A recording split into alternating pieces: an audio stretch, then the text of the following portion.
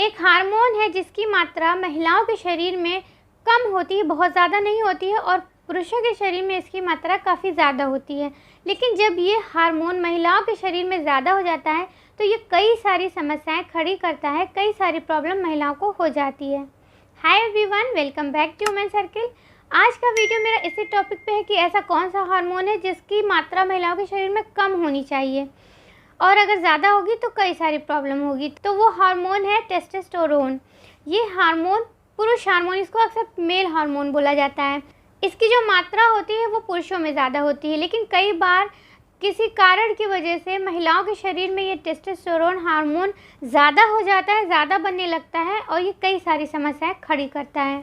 तो सबसे पहले हम इसके कारण के बारे में जान लेते हैं कि ये टेस्टोस्टेरोन हार्मोन जो है वो किस कारण की वजह से एक महिला के शरीर में ज़्यादा बनने लगता है।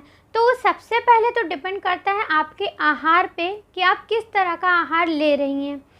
कोई भी बीमारी हो, कोई भी चीज़ हो, वो सबसे पहले आपके आहार पे डिपेंड करती है और उसके बाद आपकी जो फिजिकल एक्टिविटी है उस पर डिपेंड करती है। तो आपका आहार अगर ऐसा है कि आप ऑर्गेनिक फूड बहुत कम लेती हैं, आप जो नेचुरल फूड है, ग्रीन वेजिटेबल है और फ्रूट्स हैं, ड्राई फ्रूट्स हैं, ये सब आप कम लेती हैं, कच्ची चीज़ें कम लेती हैं और पकी हुई चीज़ें ज़्यादा खाती हैं जो आप खुद पका के खाती हैं, या मार्केट वाले फूड ज़्यादा खाती हैं, प्रोसेस्ड फूड ज़्यादा खाती हैं, ऑयली फूड ज़्यादा खाती हैं, तो फिर आपको ये सब तरह की समस्याएं हो सकती हैं। और दूसरा है कि आपकी शारीरिक गतिविधि कैसी है, यानी कि आपकी फ़िजिकल एक्टिविटी दिन भर में किस तरह की है। आप अगर बहुत ज़्यादा बैठी रहती हैं, बिल्कुल भी एक्टिव नहीं हैं, तो कई सारी समस्याएं, कई सारे हार्मोन जो हैं वो आपके ऊपर नीचे हो सकते हैं। और इसके अलावा कभी कभी ऐसा होता है कि कुछ ऐसी दवाइयाँ चल रही हो, कोई ऐसा ट्रीटमेंट आपका चल रहा हो, तो उस वजह से भी कई बार हार्मोन डिसबैलेंस हो जाता है। और इसके अलावा अगर आप बहुत ज़्यादा मीठा खाती हैं, बहुत ज़्यादा मीठा खाने से भी ये हार्मोन इसकी मात्रा बढ़ सकती है।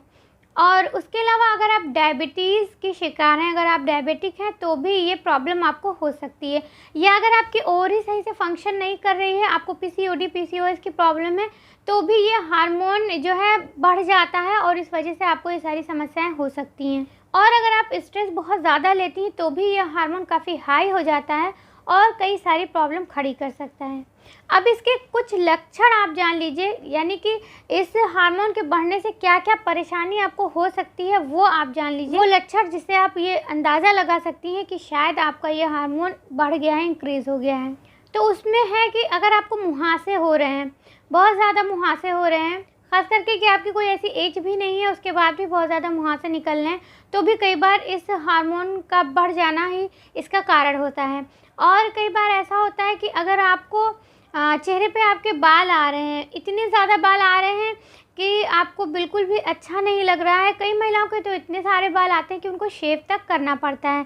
तो इस तरह के बाल, फेशियल हेयर अगर आपको आ रहे हैं तो हो सकता है कि आपका जो टेस्टोस्टेरोन हार्मोन है वो काफ़ी बढ़ गया है। तो ये मेल हार्मोन होता है, इस वजह से आपके चेहरे पे बाल बहुत ज़्यादा आ सकते हैं। और अगला जो लक्षण है वो है बाल झड़ना। बाल तो किसी का भी झड़ सकता है, मेल या फीमेल, लेकिन जो टेस्टोस्टेरोन हार्मोन के बढ़ने की वजह से जब बाल झड़ता है तो वो ज़्यादातर इस तरह से झड़ता है कि जैसे कि वो आगे के साइड से ज़्यादा झड़ता है।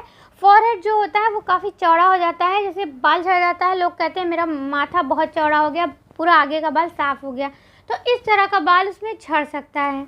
और इसके साथ ही साथ आवाज़ भारी हो सकती है, अगर क्योंकि ये मेल हार्मोन है, इसी हार्मोन की वजह से जो मेल्स होते हैं उनकी आवाज़ में भारीपन आता है। तो अगर ये हार्मोन महिला में डेवलप हो जाता है ज़्यादा, तो महिलाओं की आवाज़ में भी भारीपन आ जाता है। और इसके अलावा इनफर्टिलिटी की प्रॉब्लम भी हो सकती है। अगर आप प्रेग्नेंट होना चाहती हैं तो कई बार ऐसा होता है कि आप में बांझपन की समस्या भी इस टेस्टोस्टेरोन हार्मोन बढ़ने के कारण हो सकती है। तो ये कई सारे लक्षण हैं, कई सारी परेशानियां हैं जो अगर ये हार्मोन बढ़ गया तो आपको हो सकती हैं। अब इसके उपाय आप क्या कर सकती हैं? तो इसके उपाय में आप सबसे पहले अपनी डाइट को चेंज करें। आप हाई प्रोटीन वाली डाइट लें और लो फैट वाली डाइट लें। बहुत ज़्यादा फैट आपकी डाइट में नहीं होना चाहिए। और आप प्रोटीन रिच डाइट लेने के लिए आप एग का यूज़ कर सकती हैं, एग वाइट का यूज़ करें आप। और वाइट मीट का यूज़ कर सकती हैं, जैसे कि आप फ़िश खा सकती हैं, चिकन खा सकती हैं। फ़िश में आप ऐसी खाएँ जो बहुत ज़्यादा चिकनी ना होती है, उस तरह की फ़िश का आप यूज़ करें। और उसके अलावा आप जो लो फैट वाला मिल्क होता है, आप वो वाला मिल्क यूज़ कर सकती हैं। आप दही यूज़ कर सकती हैं और आप ड्राई फ्रूट भी यूज़ कर सकती हैं। ड्राई फ्रूट में आप अखरोट यूज़ कर सकती हैं।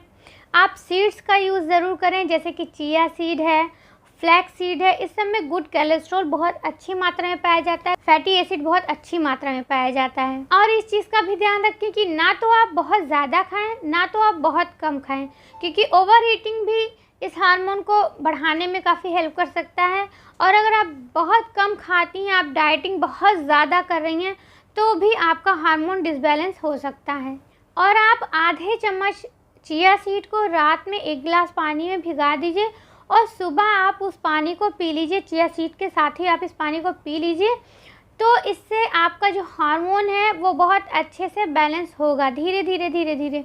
अच्छा, ये जो भी चीज़ें हैं ये बिल्कुल नेचुरल है, मैंने खाने के बारे में बताया है। और थोड़ी बहुत आप एक्सरसाइज ज़रूर करिए, फिजिकल एक्टिव बनिए, चलने फिरने वाले काम करिए, वॉकिंग ज़रूर करिए। तो ये जो भी चीज़ें हैं सब बिल्कुल नेचुरल मैंने बताई हैं, तो इसलिए इससे आपको थोड़ा टाइम लगेगा सही होने में, लेकिन अगर आप अपने आप को सुधार लेती हैं तो आपका ये हार्मोन ज़रूर बैलेंस होगा।